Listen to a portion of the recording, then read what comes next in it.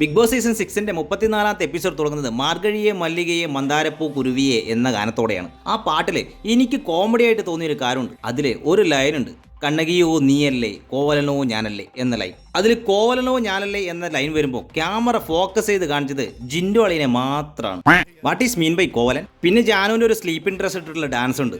ഏതോ അമ്മാവും കള്ളും കുടിച്ച് മുണ്ടില്ലാതെ ഡാൻസ് കളിക്കുന്ന പോലെ ഉണ്ടായിരുന്നു.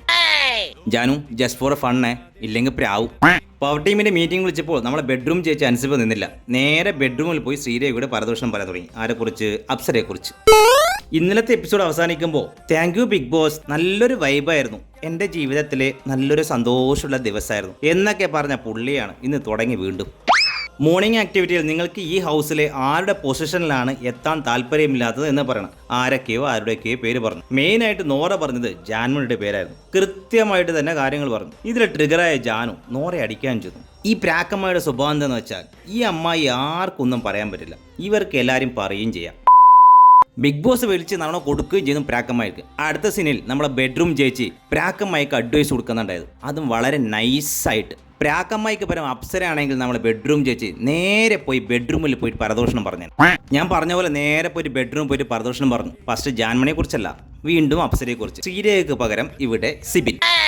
തുടർന്ന് നമ്മുടെ ലേഡി ബോസ് രശ്മിൻ ചേച്ചി പനിയൊക്കെ മര തിരിച്ചു. ഞാൻ വിചാരിച്ചു അങ്ങനെ തന്നെ വീട്ടിൽ പോയിരുന്നു. നശിപ്പിച്ചല്ല ബിഗ് ബോസേ. രശ്മിൻ ചേച്ചിയെ കണ്ടത് നമ്മളെ നോറ ബോറായിട്ട് ഓടിച്ചെന്ന് കെട്ടിപ്പിടിച്ച് കറഞ്ഞു. സിനിമ സ്റ്റൈലിലെ കരച്ചിലായിരുന്നു. ആഹാ, എന്തൊരു സ്നേഹം. അടുത്ത ആഴ്ച നോമിനേഷൻ ചെയ്യേണ്ട പുള്ളിയാണ്.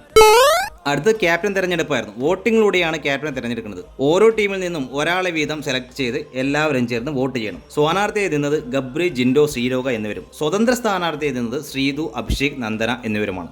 ജാസ്മിൻ വോട്ട് ചെയ്ത ആളെ കണ്ടപ്പോൾ ഞാൻ ഞെട്ടിപ്പോയി. ഗബ്രിക്ക് ചെയ്തത് അഭിഷേകിനായിരുന്നു. ജാസ്മിൻ മാറാൻ തുടങ്ങിയോ?